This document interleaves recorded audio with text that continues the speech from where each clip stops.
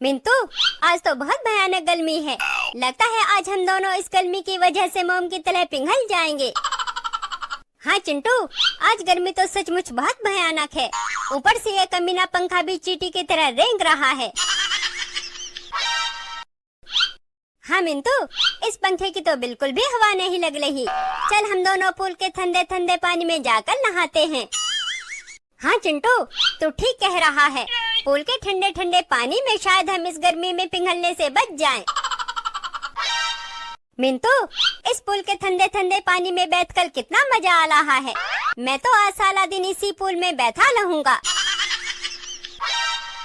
चिंटू के बच्चे, अगर तू सारा दिन इस पूल में बैठा रहेगा तो मैं इस पूल में कैसे बैठूंगी। चल जल्दी से इस पूल से बाहर निकल। मुझे भी बहुत गर्मी लग रही है। मुझे भी इस पूल के ठंडे ठंडे पानी में बैठना है। चिंकी की बच्ची, मैं इस पूल से बाहर नहीं निकलूंगा। अगर मैं इस पूल से बाहर निकला तो इस भयानक गर्मी में पिघल जाऊंगा। चिंटू के बच्चे, अगर तू इस पूल से बाहर नहीं निकला तो मैं तुझे मम्मी से इतने डंडे पड़वाऊंगी कि तेरी हड्डियां कांच की तरह टूट फूट कर बिखर जाएंगी। तुम दोनों आपस में लड़ना बंद करो। चिंटू, तू थोड़ी देर के लिए पूल से बाहर निकल जा।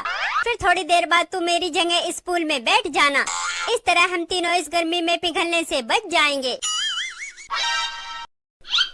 मिंटू के बच्चे, मैं इस पूल से बाहर नहीं निकलूंगा। अगर तुझे इस चिंकी की बच्ची पर इतना ही तरस आ रहा है तो तू इसके लिए जगह खाली कर दे। चिंटू के बच्चे, मैं भी देखती हूँ तू इस पूल से बाहर कैसे नहीं निकलता। मैं अभी मम्मी के मोटे डंडे से तेरी धुनाई कराती हूँ। चिंकी की बच्ची, मैं तेरी धमकियों से नहीं डरने वाला। तू कुछ भी कर ले, मैं पूल से बाहर नहीं निकलूंगा। अरे बाप रे, कितनी भयानक गर्मी पड़ रही है। अब इतनी भयानक गर्मी में शिकार के लिए इस तालाब से बाहर कैसे निकलूं? बहुत तेज भूख लगी है, लेकिन अगर इस तालाब से बाहर निकला तो गर्मी में झुलस कर मर जाऊंगा, और अगर तालाब से बाहर नहीं निकला तो भूख से मर जाऊंगा। इस तालाब में तो कोई कमीनी मछली भी नजर नहीं आ रही जिसे खाकर मैं अपनी भूख को शांत कर लूं।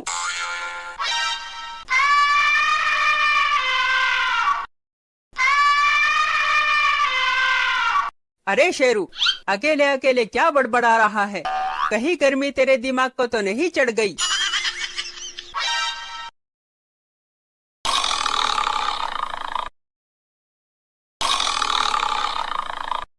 अरे वाह, मेरी तो लॉटरी निकल पड़ी। बैठे बिठा इतना बड़ा शिकार खुद ही मेरे जाल में फंसने के लिए चला आया। अब मैं गर्मी और भूख दोनों से मरने से बच जाऊंगा। अबे ओ शेरू, लगता है तेरे दिमाग के साथ साथ तेरे कान भी गर्मी से खराब हो गए हैं।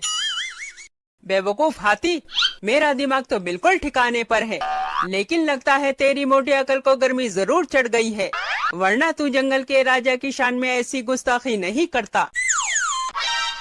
अबे चुप कर राजा के बच्चे, अगर तू इस जंगल का राजा है तो मैं भी हाथियों का राजा हूँ। मैं तुझसे नहीं डरता। चल जल्दी से इस तालाब को खाली कर। मुझे बहुत तेज गर्मी लग रही है। मुझे भी इस तालाब में नहाना है।